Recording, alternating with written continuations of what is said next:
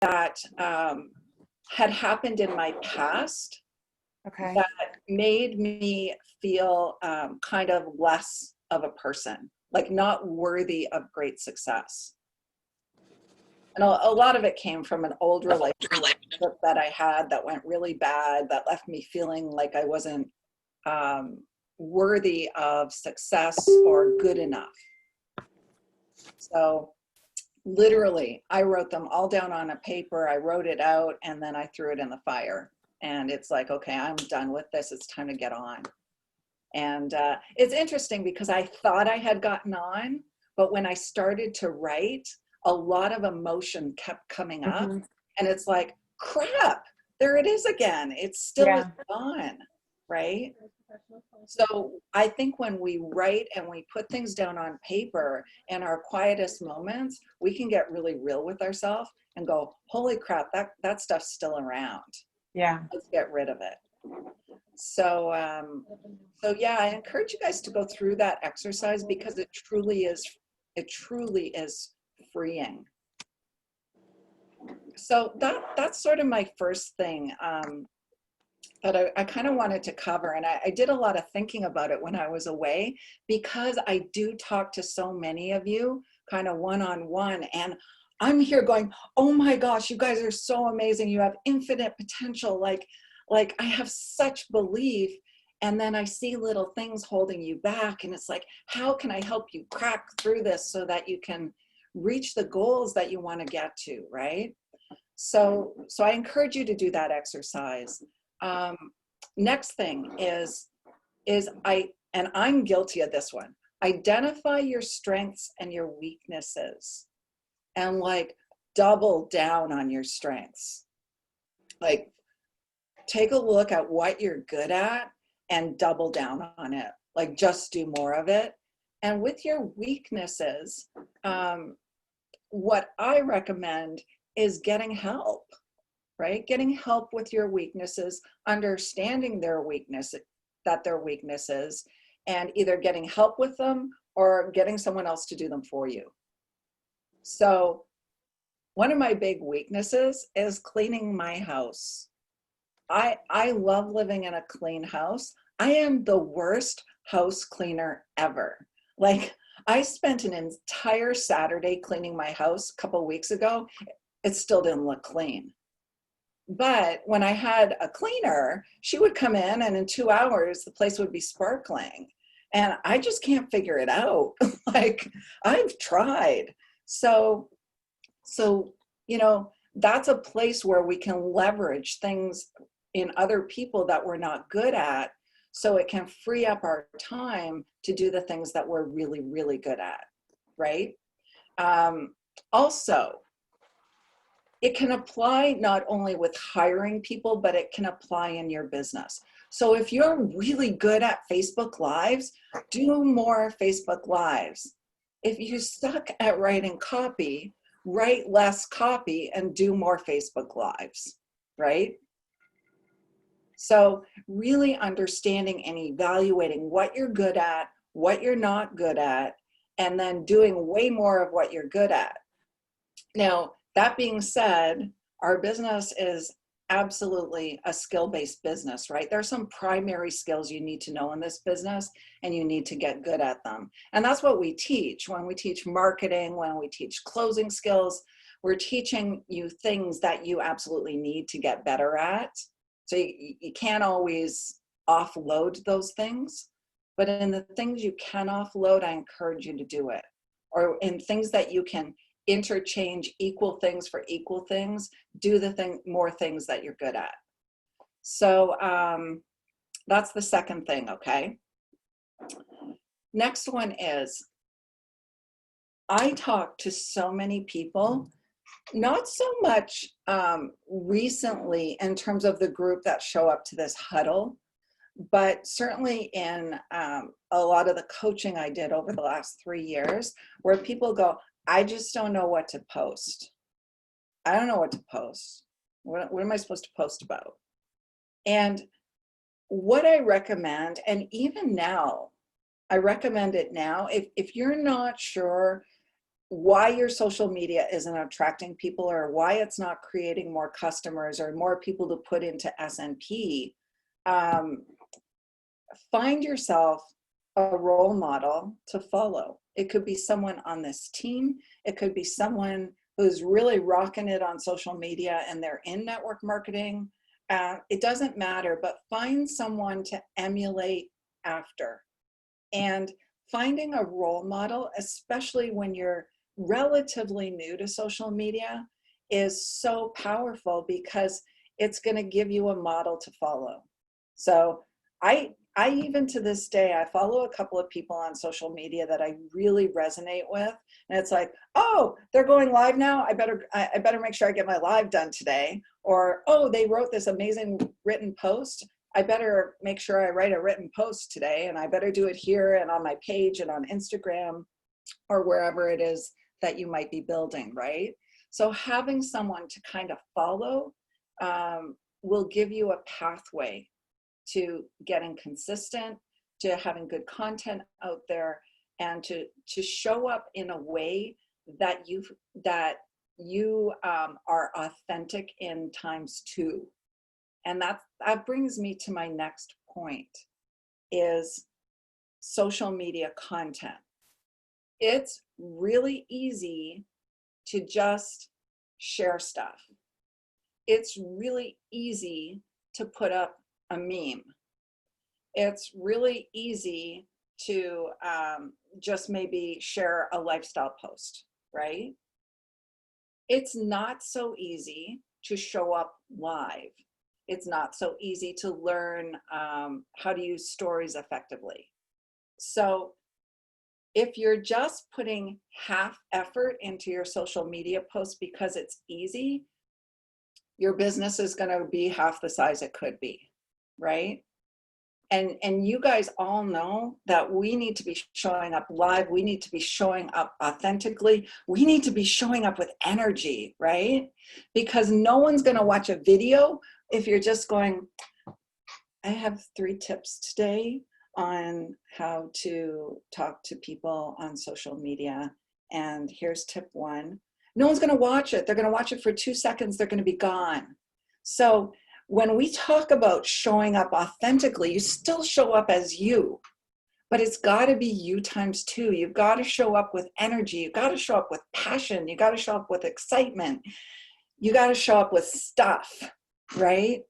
And that doesn't mean you're not authentic.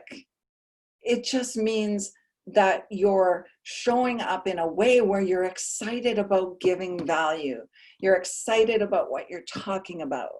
So I encourage you guys to look at your social media, look at your Facebook lives, and be critical of them. And I had to go through that too. I look back at some of my old lives and I go, oh my gosh, I can't believe I even got any video views. I think it's because the algorithm back then was really good, because they were like so boring and so bad. So take a look at your videos, take a look at how you want to show up for your people, right? For your avatar, and then be that person ×2. And when you show up like you're talking to them, right? It doesn't have to always look perfect. It doesn't always have to have a perfect background where you're just looking perfect. Just show up and show up like you're talking to your friends, and then people are going to feel it and connect with you. Okay. So that was my next tip. It all kind of blended together. So the next thing is multitasking. Okay. Multitasking. I read, I bring this up because I read a little research report that was done. Only 4% of the population can effectively multitask. And for those women who are watching, we like to say we're great at multitasking, right? And I know when I was raising my kids and working corporate and trying to build a business, and I was proud of the fact that I could do 1,000 things at once. But 2 things happened. Number 1, I wasn't very effective. And number two, I burnt myself out, right? So the only way to do something really well, unless you're one of the lucky ones in the 4% of the population, is to focus, is to have focused time in your business where you can focus on one thing at a time, not 100 different things. And I bring this up because I had a conversation not too long ago with someone who had young kids, right? And when we have young kids, or we have, you know, people in our household like Reg, who can be really distracting, you've got to create a space where you can have focused time for your business. And you know, if that means me locking myself in the loft of my house where it's like 5,000 degrees, then that's what I have to do, because that's the only way I'm going to be able to focus in dedicated blocks of time on very, very specific things. So in the last couple of weeks, we've been building some webinar funnels and some different things like that. And it takes like mind power and focus to write that copy. And it's not a thing I can do sitting downstairs in my dining room while Reg is trying to can tomatoes. Like, it's not going to happen because he never stops talking. So you've got to find the space in your living area, in your life, where you can have dedicated blocks of time. And if you've got young kids, I know it's challenging. I had young kids too. So maybe it's an hour after they go to bed. Maybe you get up early. Maybe they take naps. Maybe they're going back to school, right? So you've got to find dedicated blocks of time, because you can't multitask and be highly effective. You can't multitask and expect to write a really attractive Facebook post. It's just not going to happen. You'll end up throwing some stuff up there just to get it up. And I know, because I've done it, right? So try and get away from multitasking. Persistence, okay? Persistence and consistency are very different. So we talked about consistency. We talk about consistency a lot.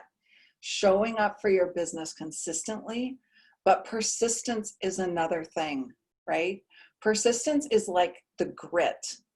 Persistence is the grit when things don't go right and you fall down, and you get back up and you don't let it stop you, right? It might slow you down for a day or two. It might slow you down for even a week, but you get back up and you keep going. And the only way to have persistence is to have a clearly defined goal. Because if your goal is not clearly defined, then it's really easy to fall down and not get up again, or let months go by till you get up again. And for those of you who know me, I often relate it back to doing Ironman, and this business is no different. Back when I did Ironman, I had this, it was crystal clear what it looked like when I crossed that finish line. And that was not an easy race for me. I am not an athlete. I can barely swim. I'm surprised I didn't drown, but I had in my mind exactly what it looked like, exactly what it sounded like, exactly who was there, what their faces looked like. And I played that over and over and over again in my head as I trained. And during that race, it got bad. It got tough. I got hypothermia. I got pulled off the course. I snuck back on when the medics weren't looking. I fell 4 or 5 times a couple of miles out from the finish line because I was so tired. But it's persistence and grit that will get you over the line. And this business is no different. It's no different. So you need to know crystal clear what it looks like at your finish line in this business. What does it look like? How does it feel, right? How does it feel crossing your finish line? And when you think about that, guys, literally, the little hairs on your arms should stand up. you should feel it like that, that the little hairs on your arms stand up. And when you can get to that space in your mind, then persistence will let you get up every single time. It'll let you get up when people quit. It'll let you get up when people say no. It'll get up when someone says something negative to you on social media. It will let you go through that finish line when you don't have self-belief, but you do it anyway. Because that goal is such a burning desire that when you think about it, you just like shiver inside. So if you don't have that vision yet, I really encourage you to spend some time and create that vision for your life, because then persistence will get you there, right? It'll get you over your finish line. So the very last thing is rest and relaxation. So many of us believe that if we work hard, we will get to our goal. And I was one of those believers for a long, long time. I believe that yes, you have to work hard, but you shouldn't be working so hard that you burn yourself out. And I got to a place in my life where I burned myself out. Like I was done, like just done. And I bring this one up because I have a very good friend who I actually met through coaching. She lives in Amsterdam, and she would love to be part of our team. She's wonderful. She's an amazing network marketer. But since we only have the affiliate program, which she will become part of, she can't join our team yet. But this lady literally works day and night. And she connects with me often when she has challenges with her marketing. I love helping her because she's such an amazing person. But she burned herself out. She burned herself out 2 weeks ago and made herself sick. And now she's pulled completely out of her business because of her health. So I really challenge you guys to make sure that you take time to rest, to relax, to regroup, to revisit your dream, revisit your goal, because sometimes we get on that treadmill of building and we lose track of ourselves, right? So your health, your energy is the way you're going to show up on social media as well. So take the time for rest and relaxation. Don't feel guilty about it, right? Make sure you're recharging those batteries so that you can show up and build, right? And get over your finish line. So I just want to pop in here, and I'm seeing lots of comments. Patty, you're amazing, but thanks for the kick in the butt. Oh, thank you, Genevieve, praying for my friend. Yeah, she's a wonderful lady, and one day she'll be on our team when we open up in Europe. Fall forward. We need to fall, and we need to fall forward. Oh, I love that, Carla. I bought a deadbolt for my bedroom door. That'll do it. Jennifer, multitasking is actually horrible for production. Yeah, you know it. And Jennifer, you got so much going on in your business, and you're so productive. So I'm glad that you know how to focus for sure. Anyway, that is it for today, guys. I hope you got some value from this, and I challenge you to think about these things over the weekend and get a little R&R as well to recharge for next week. And I will be back on Monday. Hope you have a good weekend. Thank Bye. you. Thank you. Bye. Bye. Bye.